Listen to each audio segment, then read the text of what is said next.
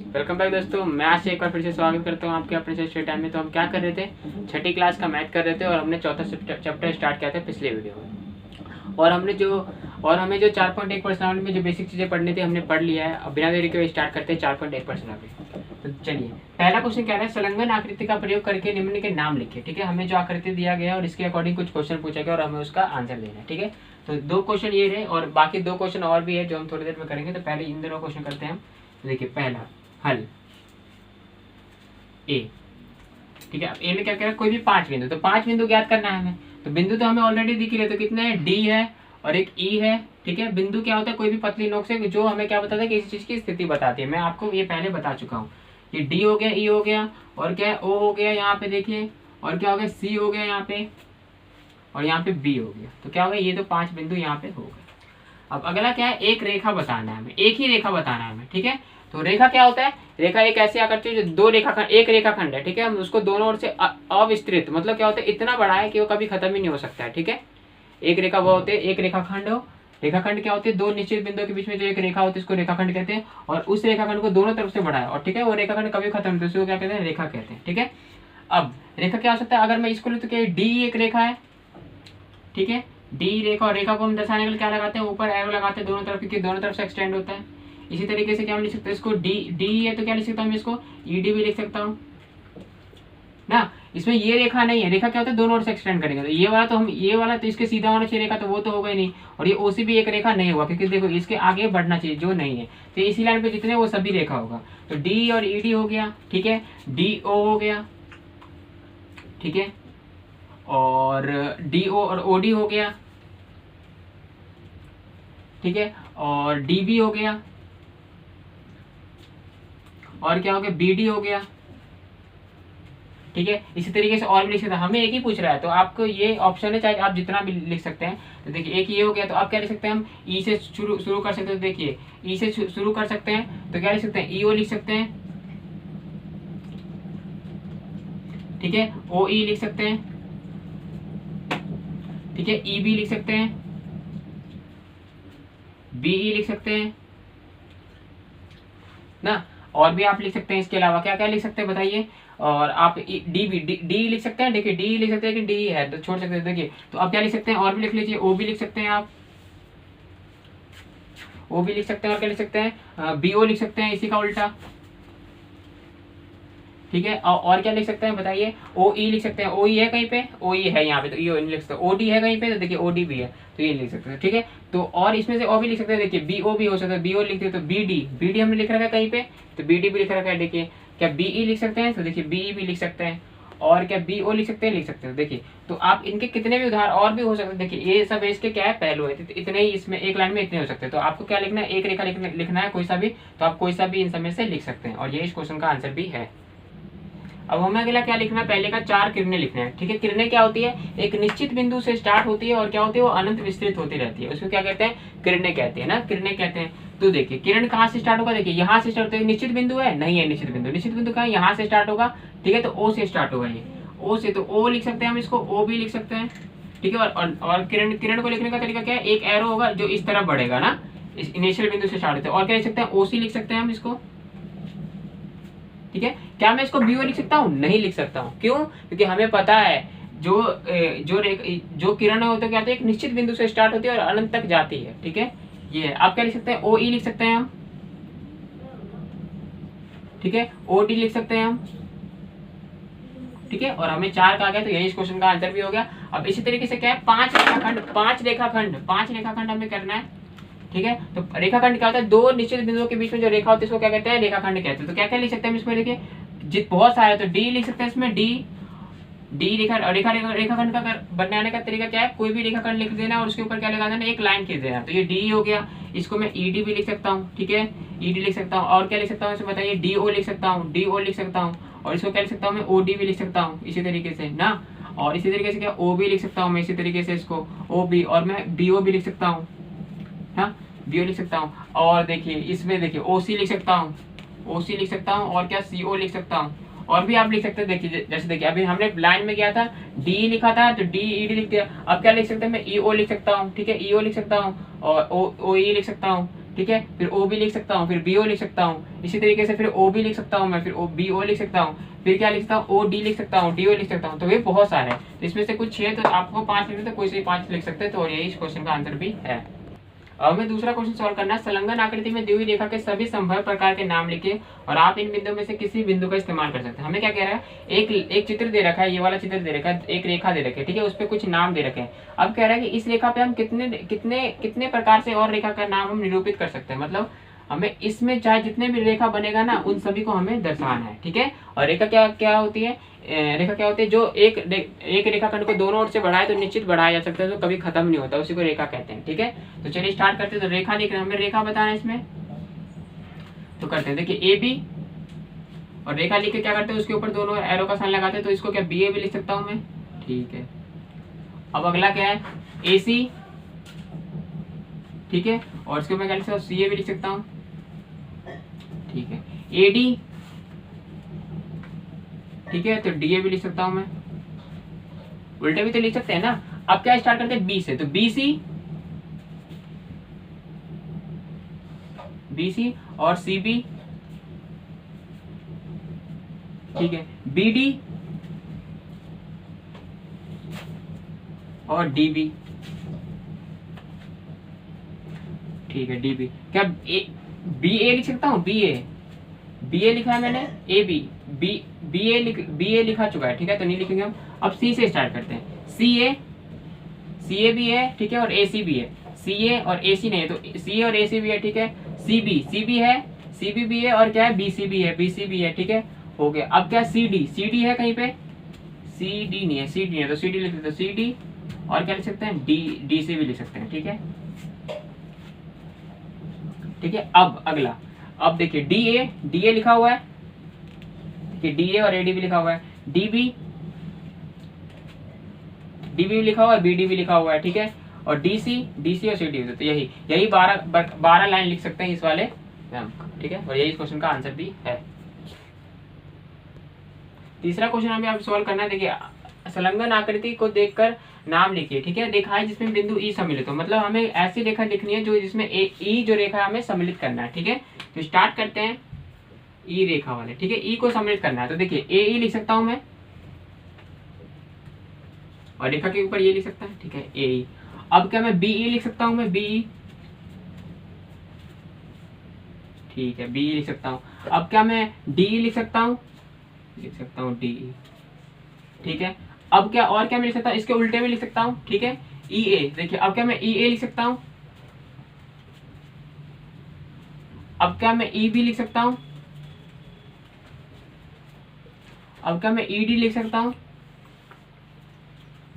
क्या इसकी कोई और सी पॉसिबिलिटी है जो मैं लिख सकता हूँ रेखा में, बताइए। रेखा है जिसमें बिंदु ई सम्मिलित हो, तो क्या फिर देखिए एफ ई लिख सकता हूँ, एफ ई भी लिख सकता हूँ मैं, ठीक है, एफ और ई भी लिख सकता हूँ, एफ और ई, ठीक है, एफ और ई लिख सकता हूँ। अब एफ ई लिख सकता हूँ, उसके बाद देखिए क्या मैं एफ ई, और फिर देखिए ये वाला एफ ई रेखा लिख सकता हूँ। उसके बाद देखिए कोई सा रेखा रखनी है, तो ई एफ ये भी लिख सकता हूँ, ठीक है, और यही इस क्वेश्चन का आंसर भी है। और हमें तीसरे का दूसरा करना है, ए से होकर जाने वाली रेखा। देखिए अभी क्या पढ़े थे, ई से होकर जाने वाली जितनी रेखा वो लिखना था, अब ए से होकर जितनी रेखा बन सकते हैं हमें वो लिखना है। तो चलिए स्टार्ट करते हैं, ठीक है, ए बी लिख सकता हूं मैं, ठीक है, और बी ए भी लिख सकता हूं मैं, ठीक है, बी ए। अब और फिर देखिए ए डी लिख सकता हूं मैं, ठीक है, और डी ए भी लिख सकता हूं, ठीक है। अब ए बी लिख सकता हूं और ए डी, अब क्या लिख सकता हूं मैं, ए ई लिख सकता हूं मैं, और ई ए लिख सकता हूं, ठीक है। इसके बाद मैं और भी कोई लिख नहीं सकता। देखिए ये तो बनेगा ही नहीं रेखा एक ही लाइन में, तो यही इस क्वेश्चन का आंसर भी है। अब हमें क्वेश्चन में क्या कह रहे हैं, वह रेखा जिस पर ओ स्थित है, देखिए वह रेखा, तो इस पे क्या स्थित है, देखिए हम लिख सकते हैं, क्या लिख सकते हैं इस पे, ओ सी रेखा लिख सकते हैं, और क्या लिख सकते हैं, या सी, और यही इस क्वेश्चन का आंसर भी है।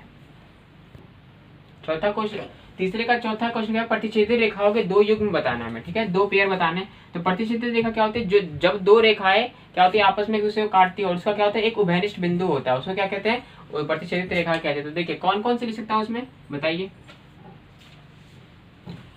ये देखिए ए ई रेखा और ए रेखा और क्या ओसी रेखा, ओसी रेखा का कौन सा बिंदु बी, उभयनिष्ठ बिंदु क्या है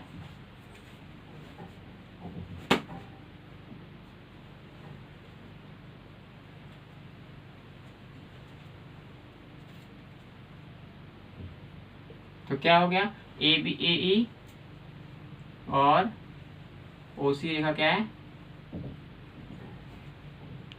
प्रतिच्छेदित रेखा है।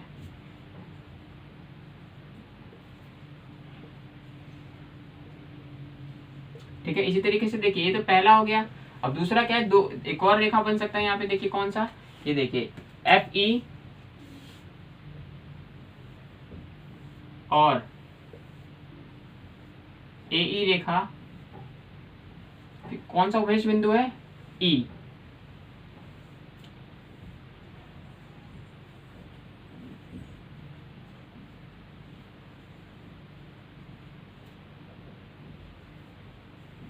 ठीक है। तो क्या लिख सकता हूं, एफ ई और ए ई रेखा प्रतिच्छेदित रेखा है, और यही इस क्वेश्चन का आंसर भी है। चौथा क्वेश्चन है निम्न में से होकर कितनी रेखाएं खींची जा सकती है, ठीक है, एक बिंदु।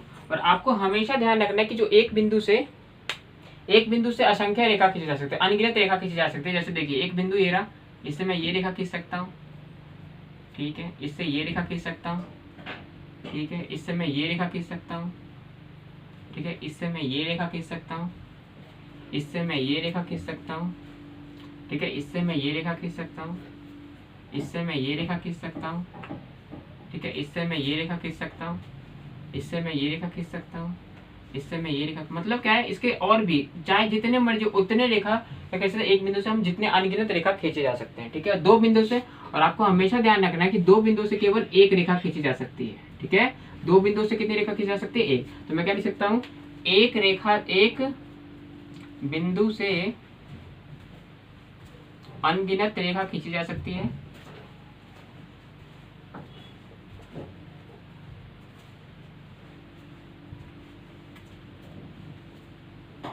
और वहीं 2 बिंदु से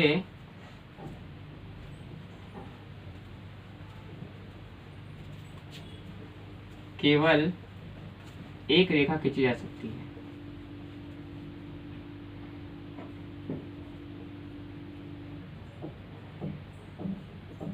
और यही इस क्वेश्चन का आंसर भी है। 5वां क्वेश्चन है, अब हमें सॉल्व करना है। निम्न स्थितियों में से प्रत्येक के लिए एक रफ आकृति बनाइए और उचित रूप से उसके नामांकित करना है, ठीक है। तो अब क्या कह रहा है, पहला क्या, बिंदु P रेखाखंड AB पर स्थित है, ठीक है। बिंदु P रेखाखंड क्या होता है, 2 निश्चित बिंदुओं के बीच में जो रेखा होती है उसको क्या कहते हैं, रेखाखंड कहते हैं। तो ठीक है, एक निश्चित बिंदु ये रहा, एक निश्चित बिंदु ये रहा, तो इसके बीच के, ठीक है, ये और क्या ये AB हो गया, ठीक है। रफ आकृति बनाना है, ठीक है। अब क्या ये P पर स्थित है, तो देखिए P कहाँ पे स्थित होगा, यहाँ पे स्थित होगा, क्योंकि कह रहा है बिंदु P रेखाखंड AB पर स्थित है, ठीक है। P तो क्या है, AB पर स्थित है, तो क्या होगा, यहाँ पे स्थित हो सकता है, ठीक है, कहीं पे। तो इसका ये आंसर, ये हम आकृति बना सकते हैं। अब अगला क्या है, रेखाएं XY और PQ, रेखाएं XY और PQ बिंदु M पर प्रतिच्छेदित करते हैं, ठीक है। तो प्रतिच्छेदित रेखा क्या होती है, एक रेखा होती है इधर हो गई और एक रेखा कोई सी भी हो गई, ठीक है। और किसे प्रतिच्छेदित करती है, वो M पे। तो ये M ले लेते हैं हम, ठीक है। और क्या ले लेते हैं, XY, X ये ले लेते हैं, और क्या ये Y ये ले लिया हमने, ठीक है। अब अगला क्या ले लिया, यहाँ पे P हमने इसको ले लिया और Q ये ले लिया, तो इसका हम रफ आकृति ये बना सकते हैं। अब अगला क्या है, रेखा L पर E और F स्थित है, रेखा L पे, मतलब रेखा L पे क्या है, ये L ये रेखा हो गया, और E F स्थित है, E ये रहा और F ये रहा, ठीक है, E F स्थित है, परंतु D स्थित नहीं है। तो D नहीं स्थित है, तो क्या D यहाँ पे भी तो स्थित हो सकता है, या D यहाँ पे स्थित हो सकता है, या D यहाँ पे स्थित हो सकता है, ठीक है। इसमें हमें वो करना नहीं है, ठीक है, कुछ भी। अब अगला क्या है, रफ क्या आकृति बनेगा, OP रेखा और OQ रेखा बिंदु O पर मिलती है, ठीक है। एक रेखा है, ठीक है, रेखा ये रहा। अब क्या कह रहा है, OP और OQ बिंदु O पर मिलती है, ठीक है, ये रहा, देखिए O मैं यहाँ डाल दूं, ठीक है, और P यहाँ डाल दूं, ठीक है, और क्या Q यहाँ डाल दूं, तो क्या ये आकृति नहीं बनेगी। देखिए ओपी रेखा और ओ की रेखा कितनी किससे मिलती है, ओ पे मिलती है, और यही इस क्वेश्चन का आंसर भी है। अब अगला क्वेश्चन क्या है, छठा क्वेश्चन है, रेखा MN की संलग्न आकृति दिया हुआ है। ठीक है, रेखा MN है को आकृति देखिए, इस आकृति के संदर्भ में बताइए कि निम्न कथन सत्य है या असत्य है, हमें ये पूछ रहे हैं। ठीक है, अब क्या कह रहे हैं, पहला क्या है, Q M O N और P रेखा क्या MN रेखा पर स्थित है। देखिए MN रेखा पर स्थित है, MN रेखा देखिए रेखा तो क्या QP है पूरा। ठीक है, मतलब ये क्या है, एक्सटेंड होता है ना इधर से, चाहे जितना बड़ा भी हो। ठीक है, तो रेखा है, तो MN पे क्या Q M N O P स्थित है, Q M O N P हाँ है। ठीक है, तो इसका क्या होगा, सत्य है। अगला क्या है, MO और N रेखाखंड, MON रेखाखंड MN पर स्थित है। क्या कह रहे हैं, M जो है ON रेखाखंड, ON रेखाखंड MN पर स्थित है या नहीं बताइए। जो MO और N, MON MN रेखा पे स्थित है या नहीं, हाँ है, तो क्या होगा, ये भी सत्य होगा ना। देखिए MN रेखाखंड ये पूरा हो गया, रेखा हो गया, और MON का स्थित है, तो सत्य हो गया। अब क्या कर, MO और N रेखाखंड, M और N रेखाखंड MN के अंत बिंदु है, M और N रेखाखंड MN के अंत बिंदु है, तो सत्य लिखिएगा यहाँ पे भी आप। ठीक है, अगला क्या कह रहा है, O और N रेखाखंड, O और N रेखाखंड OP क्या हो गया, OP जो किरण के अंत बिंदु है, OP का किरण बिंदु है कौन सा, O और N। OP जो किरण है इसका क्या O और N अंत बिंदु है, नहीं है ना, नहीं है, तो क्या लिखेंगे हम, असत्य है। अब देखिए छठे का पांचवा क्वेश्चन क्या कह रहा है, M रेखाखंड QA के दोनों के अंत बिंदु एक बिंदु है या नहीं, ये पूछ रहा है। देखिए M रेखाखंड QO के, QO रेखाखंड कहाँ है, देखिए QO रेखाखंड, QO रेखाखंड ये है, तो M का क्या अंत बिंदु है, अंत बिंदु ये तो बीच में है, मध्य में, तो नहीं है, तो क्या लिखेंगे, इसको आ सकते हैं। ठीक है, अगला M किरण OP जो किरण है, OP किरण का क्या M एक अंत बिंदु है, एक बिंदु है, नहीं है, असत्य है ना, क्योंकि देखिए M एक बिंदु है भी, और यहाँ से स्टार्ट हो रहा है P, इस पे क्या N बिंदु है, क्या M बिंदु है, नहीं, तो क्या लिखेंगे यहाँ पे, असत्य। अगला क्या है, किरण OP में क्या है, किरण QP से भिन्न है, OP ये रहा देखिए, और QP क्या है यहाँ पे, तो क्या अलग है दोनों, हाँ अलग है, तो यहाँ पे क्या लिखेंगे, सत्य है। अगला क्या है, किरण OP किरण वही है जो किरण OP किरण ये रहा, और OM किरण यहाँ पे है, तो क्या वही है, नहीं, असत्य, तो क्या हो गया, असत्य हो गया। अगला क्वेश्चन है, देखिए किरण OM किरण OP के विपरीत नहीं है। देखिए किरण OM, तो OM किरण OM और किरण OP के तो विपरीत है। देखिए यहाँ पे एक ही, देखिए यहाँ पे है और ये कहाँ, यहाँ पे है, तो क्या विपरीत है, लेकिन इसमें कह रहे नहीं है, तो ये क्या हो गया, असत्य हो गया। ठीक है, अगला क्या है, O किरण OP का प्रारंभिक बिंदु नहीं है, O जो कुछ किरण है OP किरण का क्या प्रारंभिक बिंदु है, लेकिन इसमें कह रहे नहीं है, तो क्या हो गया, ये भी असत्य हो गया है। अगला क्या कह रहे हैं, N किरण NP और NM का क्या प्रारंभिक बिंदु है, N किरण जो NP का और NM का प्रारंभिक बिंदु है, तो क्या हो गया, ये सत्य हो गया। इस तरीके से क्या होगा, 4.1% खत्म हो गया। तो अब मिलते हैं नेक्स्ट वीडियो में, तब तक के लिए नमस्कार।